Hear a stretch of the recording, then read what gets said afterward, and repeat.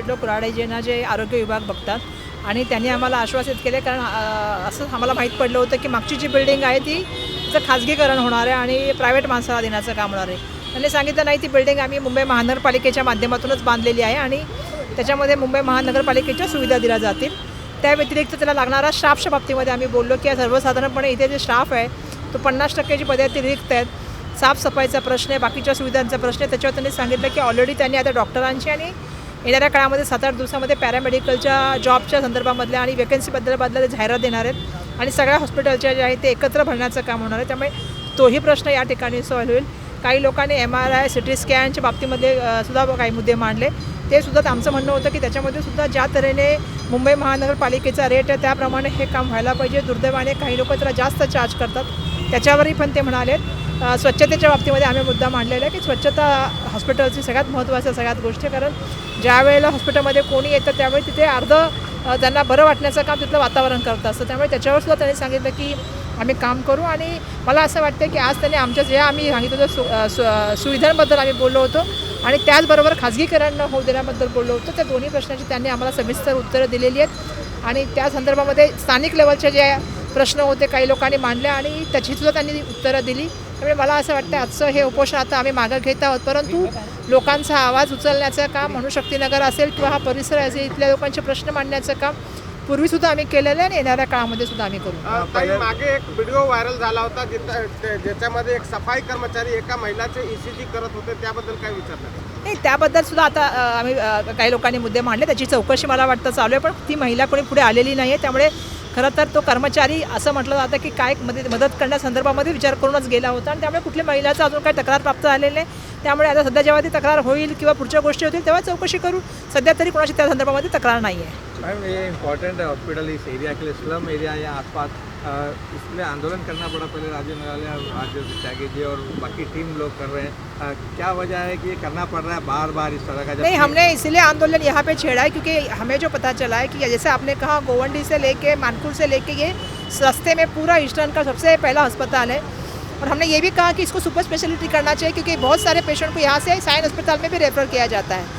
तो जब हमें मालूम पड़ा कि इसका दूसरी बिल्डिंग जो बन रही है अग्रवाल MT अग्रवाल, वो बिल्डिंग को जो है वो खाजगीकरण प्राइवेट करने का काम चल रहा है, तो हमारा उसको विरोध था. हमारा कहना यह है कि ये बिल्डिंग मुंबई महानगर पालिका ने अपने फंड से बनाई है.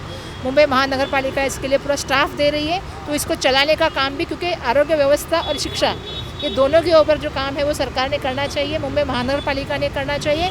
और इसीलिए इस अस्पताल का प्राइवेटाइजेशन ना हो, इस अस्पताल को जो है वो सार्वजनिक रूप से चलाया जाए और मुंबई महानगर पालिका इसकी जिम्मेदारी ली. एक दूसरा, हमने शताब्दी अस्पताल के बारे में स्वच्छता और सुविधाओं के बारे में बात की है, तो उसकी स्वच्छता होनी चाहिए ये हमने कहा है.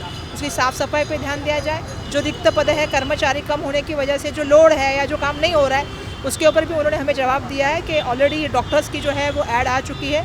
पैरामेडिकल स्टाफ की ऐड जो है वो 7 दिन के अंदर वो दे रहे हैं. और अस्पताल में दवाई मिलनी चाहिए. जो बात कही किसी ने, उसको हम दवाई मिल रही है. अगर नहीं मिल रही तो हमें कंप्लेंट किया जाए. CT स्कैन और MRI के ब्लड की बात हुई, उसके ऊपर भी जो है उन्होंने कहा कि उसके ऊपर भी अगर किसी को कोई तकलीफ़ हो रही है तो हम जो डीन है या यहाँ के जो प्रमुख हैं उनके साथ वो बात कर रहे थे कि ऐसी असुविधाएं लोगों को ना हो और ऐसी कोई तकरार आती है तो उसके ऊपर कार्रवाई हो. तो मैं धन्यवाद देना चाहूँगी जो लोगों ने आज उपोषण किया. हमारे सचिन खड़तरे जी, हमारी उषा कांबड़े जी, हरीश विचारे जी, त्यागी जी और हमारा पुजारी जी, इनका सबका मैं धन्यवाद दूंगी. मुझे लगता है पिछले दिनों में नगराली जी ने भी किया था, लेकिन इन सब ने आज जो उपोषण किया मैं वो आज के उपोषणकर्ता का धन्यवाद दूंगी. सभी कार्यकर्ताओं का धन्यवाद दूंगी.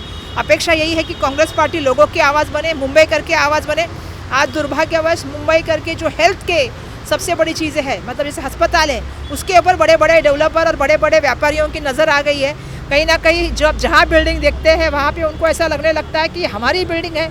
सायन अस्पताल की जो एक बिल्डिंग थी जहाँ कर्मचारी रहते थे, अस्पताल के तृतीय श्रेणी या चतुर्थ श्रेणी की 5,000 करोड़ में लोढ़ा जी को ज़मीन मिल गई, वो उनकी ही ज़मीन हो गई, वो पूरा फ्री में उनको मिलने का काम हुआ. यही डर सब जगह पे हो गया है कि सरकारी अस्पतालों को आहिस्ता आहिस्ता करके ख़त्म करना और खाजगी अस्पतालों को और खाजगी लोगों को पुनर्वसन के नाम पे इमारतें देना, ये बिल्कुल सही नहीं है.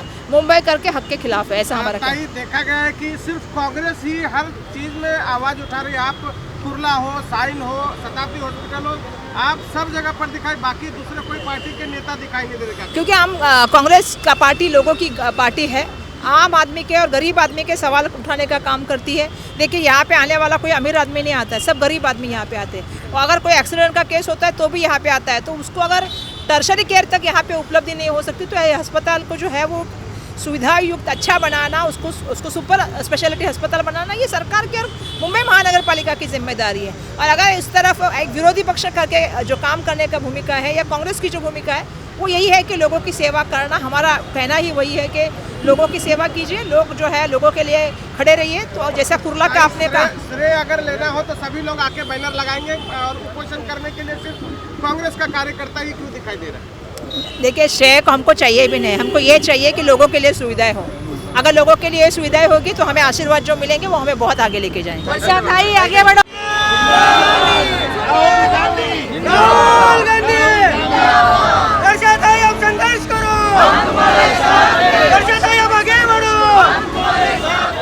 CEN न्यूज देश प्रदेश की ताजा तरीन खबरों के लिए CEN न्यूज को सब्सक्राइब करें और रहें पल पल की खबर से हर पल बाखबर।